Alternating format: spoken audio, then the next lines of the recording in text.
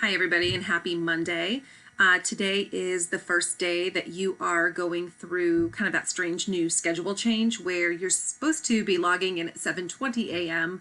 And your classes are supposed to be about an hour and 40 minutes each. So that's going to take a little bit of time for me to get used to how to keep kids in a 1 hour and 40-minute class session virtually. So today may, be a little bit shorter. We'll see how it goes. But here are our goals for today, Monday, March 15th.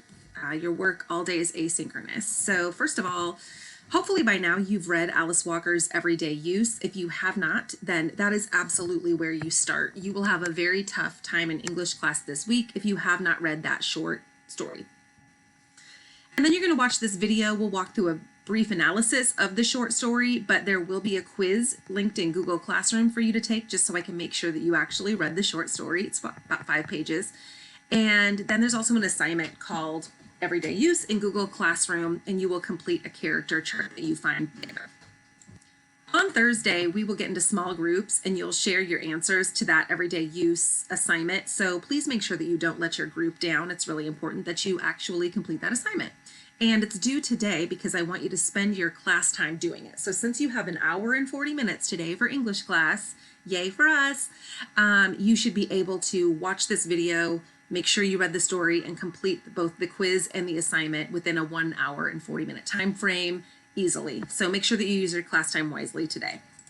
Okay, we've talked about this before in class, but just to reiterate, when we read anything, poetry, short stories, novels, it doesn't matter, we ask ourselves 3 things. What does it say on a very literal level, just on a basic level?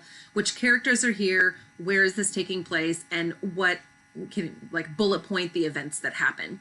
For that level, for what does it say, you don't have to think beyond just actually what the writer put in the text. And that's kind of where elementary and middle school reading stops, right? It was a nice story. This is what it said. No real life lesson. Moving through high school, we go to this next step, which is what does it mean? So this is when we ask ourselves, what does the author really mean when she says this? It's a little bit of a deeper dive. How do I interpret these the characters' traits?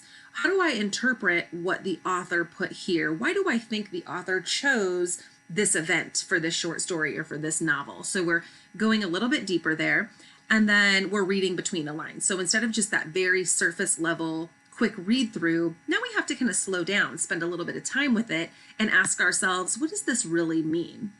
And then finally, and I'm going to move myself, perhaps the most important, why does this text matter? This is what leads us actually to discover our theme. Why is this story important to me? What does this mean in my life? Not even your life, maybe. What does it mean on a global scale? What is the significance of this story? Because when you're reading good literature, there is a deeper meaning. There is something beyond just the surface level that you're supposed to notice. You're supposed to connect with the theme, connect with the characters, and understand it, and it's supposed to matter to you deeper than just going, oh, that was a fun story.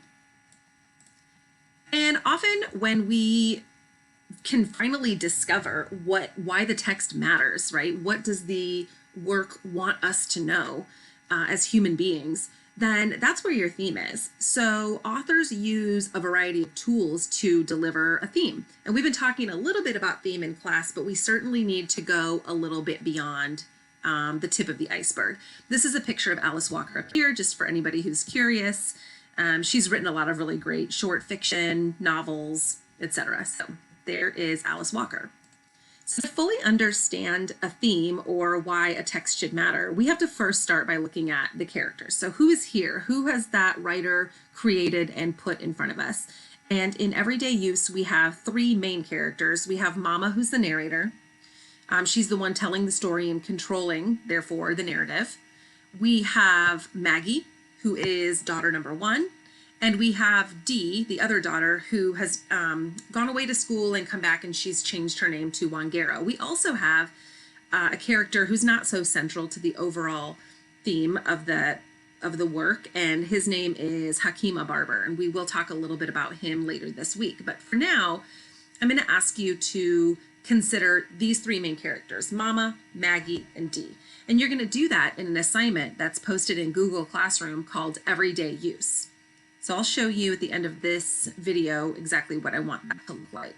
All right, the first thing we should do is, if we're going to truly analyze any text, we need to contextualize it. So that just means consider when it was written, not only when it was written, but what is the time period, what's the setting in which the story is taking place. So what we know about Everyday Use is that it was written in 1973, and it takes place in, I'm going to say, the late 60s, early 1970s. And that's really relevant because this was a time in history when African Americans were really redefining what it meant to be Black in America.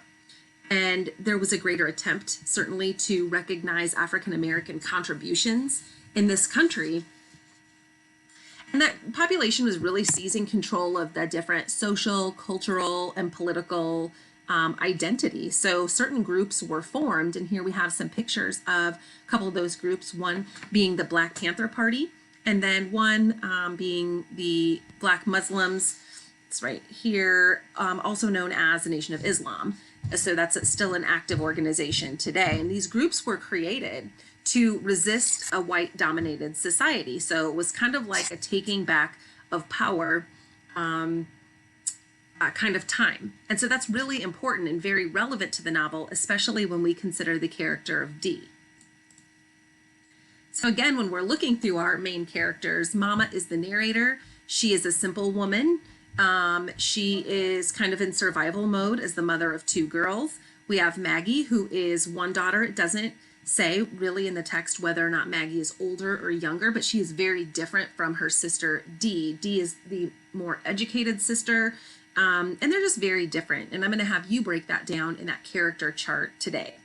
We also have Hakima Barber, whom I mentioned earlier. He is Wangero's boyfriend or new husband. We're not quite sure if they're married, but he comes to visit Mama and Maggie along with Dee. And so we learn a little bit about Dee and Hakima Barber and their participation in something like the Black Panther movement.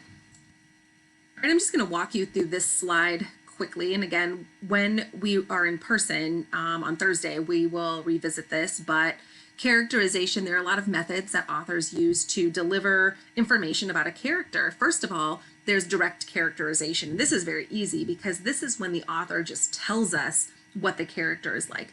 An example of this would be when Alice Walker describes Mama, and she says she has, let me see, I think it's in paragraph 5. She says, in real life, I'm a large, big-boned woman with rough man-working hands.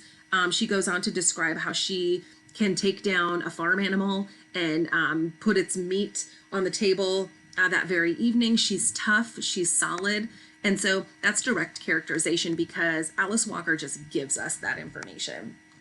There's also indirect characterization where we have to infer, we have to go a little bit beyond the text. This is, if we're going back to what it says, what it means, what it matters, this is looking at the what it means. So her actions, we have to notice kind of what Mama and the other characters do as far as their actions. This can be best exemplified, I think, through the character of Maggie. She does things like hides behind Mama. She's someone who's maybe a little more introverted, shy, not noticed. So we see her actions and then we draw an inference. Authors also use characters' appearance, describing what they look like to tell us a lot about the character, private thoughts. And that's the great part about literature is that writers can put us in the heads of our characters. So we are privy to even their private thoughts. Speech, so what do they say? How do they say it? What figurative language is used? And then what do others say about that person? How do others receive that character? How are they accepted into different groups? That's another tool that a writer uses. Just like in the movies, in literature, there are a lot of different types of characters. So here's some characterization terms that you will need for later. You might want to jot these down. I might have you add them to your EOC lit terms. There's not necessarily a space for them, but we can do that on Thursday, so you'll need to know these. There are round characters. They are complex, fully developed, responsible for or closely involved in the action. So that would be somebody like Mama in this particular short story.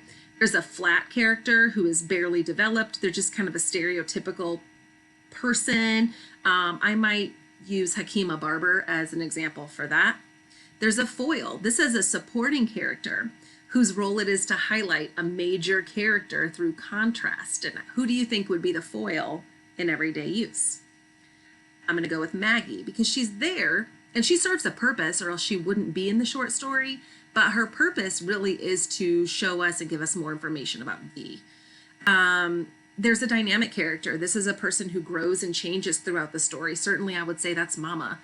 There is a static character that remains essentially unchanged. I don't know that there is one in everyday use. Maybe.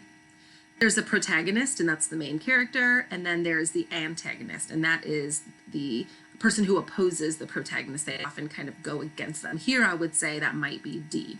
So we have a variety of different types of characters that exist in text and in, anything, movies, etc. All right, so let's get back to what I really want you to do today. We are going to talk more about characters and theme on Thursday, get into some small groups, do some breakout rooms. You're going to use the rest of your class time today to go ahead and complete the document called Everyday Use in Google Classroom. Please do not forget to turn that in today, because that is how you're spending your time today. It won't take you an entire hour for sure, but since you have so much time for English class today, I want you to make sure that you get that in today. It will be late if it's not turned in today. And as we make our transition back to school, I'm going to start taking 10% off each day. Everything is late up to 50%. That's the max I'll take, and I'll receive anything until the end of the quarter at 50% off. So make sure you turn this in today. On Thursday, we will dive into theme, looking at how characters help an author deliver a certain theme or overall meaning of a text. We're also going to read in class together that day something called The Story of an Hour by Kate Chopin. So something to look forward to, and I look forward to seeing you all on Thursday.